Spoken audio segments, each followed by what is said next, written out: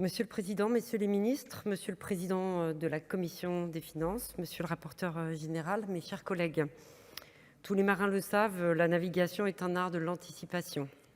Le capitaine d'un grand paquebot doit ainsi attendre 30 minutes entre son coup de barre et son effet sur la trajectoire du navire. Pour redresser les finances publiques, l'inertie est bien évidemment plus longue. C'est en années, sinon en décennies, que se résorbent les déficits chroniques et les dettes abyssales. Alors, si ce budget marque la fin du quoi qu'il en coûte, ses effets ne s'en feront malheureusement pas sentir avant des années, monsieur le ministre. Aujourd'hui, la situation de nos finances publiques est bien évidemment, tout le monde le sait, alarmante. Encore une fois, elle l'est par les décisions que nous avons prises collectivement, notamment au plus fort de la crise, pour préserver nos emplois, sauvegarder nos entreprises, protéger nos concitoyens. Notre dette publique est supérieure de plus de 15 points de PIB à celle de 2019, niveau qui nous préoccupait déjà à juste titre. Pourtant, nous vivons sous anesthésie générale. Le contexte des taux négatifs rendait cette dynamique d'endettement finalement artificiellement assez indolore. La charge de la dette ne cessait de diminuer alors que la dette elle-même ne cessait d'augmenter. Désormais, la charge augmente dangereusement et nous oblige à cibler nos mesures, à prioriser nos urgences. En l'occurrence, l'urgence est sociale. L'inflation qui frappe tout le pays touche plus durement les plus fragiles. Le taux moyen, qu'il soit à 5 ou 6%, peut en fait correspondre à une augmentation du coût de la vie de près de 10%. C'est toute l'injustice de la situation. On souffre davantage de la hausse des prix, de l'énergie, de l'alimentation, quand on vit dans les territoires ruraux avec des revenus modestes. C'est pourquoi le ciblage des mesures sur le coût de l'énergie et ceux pour les plus modestes fait sens. L'hiver arrivera vite. Si l'inflation persiste, elle reste pour le moment inférieure à la moyenne européenne.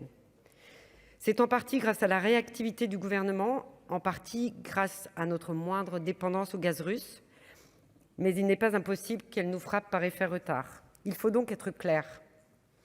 Le budget rectificatif que nous allons examiner n'est pas un budget de rétablissement des comptes publics. Il répond à l'urgence de la situation avec un souci d'efficience que chacun appréciera. Nous aurons prochainement l'occasion de discuter des grandes orientations budgétaires. Nous devrons les prendre en responsabilité en gardant à l'esprit le fait que le spectre de la récession guette notre pays comme la zone euro. Pour l'heure, j'espère que nous saurons créer des consensus pour protéger le pouvoir d'achat des Français, singulièrement celui des plus modestes, dans les territoires ruraux. Le projet de loi pouvoir d'achat a montré que nous en étions tous ensemble capables. J'identifie pour ma part 3 sujets épineux. Au fond, je crois que nous sommes plutôt d'accord, mais devons-nous répondre à une question de justice fiscale ? Qui doit supporter le coût des mesures que nous voterons ? Le premier sujet, c'est bien sûr la contribution à l'audiovisuel public. Sa suppression ne fait pas débat. La question a été tranchée à la présidentielle. Les Français ont choisi au premier tour 2 candidats qui supprimait cette taxe. Elle n'a plus de sens à une époque où l'audiovisuel passe essentiellement par Internet. Mais comment garantir le financement de notre audiovisuel public en supprimant une taxe injuste pour les Français et inadaptée à la réalité économique du secteur ? La solution retenue par le gouvernement du fléchage d'une fraction de TVA ne me paraît pas optimale, car ce mode de financement n'est ni stable ni pérenne. Son seul mérite est d'être opérante à court terme. Pour ma part, je pense qu'il faut faire contribuer davantage les géants du numérique qui ont changé la donne, et je vous proposerai un amendement en ce sens qui pourrait amorcer une nouvelle voie de réflexion. Le deuxième sujet épineux, c'est la taxation des superprofits. C'est sans doute un réflexe bien français que de répondre à une crise par une taxe. Pourtant, d'autres pays, dont le Royaume-Uni et l'Espagne, se sont empressés de copier notre grand remède national. Mais même si la tentation est grande, notre réponse doit, à mon sens, plutôt être le fruit d'une réflexion objective, multisectorielle, le cas échéant. Enfin, sur le dernier sujet épineux, c'est la compensation par l'État des surcoûts supportés par les collectivités. Le débat a déjà eu lieu à l'Assemblée, nous l'aurons ici, car nous portons tous une attention particulière aux collectivités locales. Et nous proposerons, avec les indépendants, des amendements en ce sens.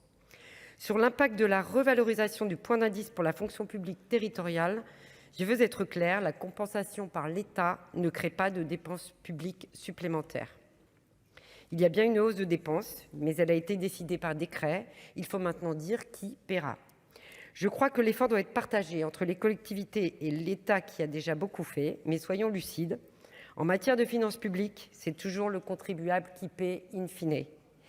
Et en matière de vote, au sein du groupe Les Indépendants République et Territoires, c'est toujours le votant qui choisit. Je vous remercie. Merci.